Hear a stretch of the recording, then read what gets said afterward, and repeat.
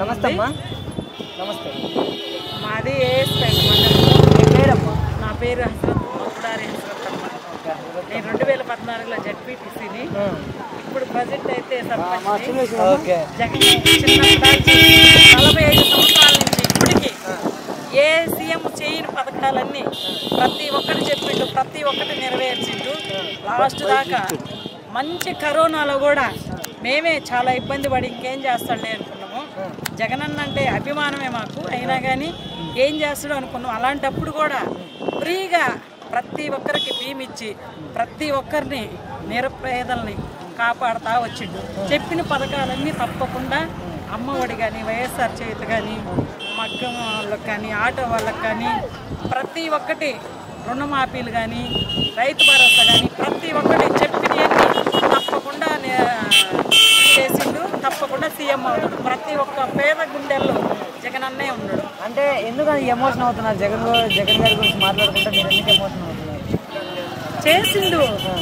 ఒకసారి ఫస్ట్ బాగా టీడీపీ మేము అయితే 50,000 లేని పరిస్థితి మాది. అయితే మా నాన్నగారికి బాగలేకపోతే నారాయణ హాస్పిటల్లో చేర్చి 50,000 అప్పటికప్పుడు కట్టమన్నారు.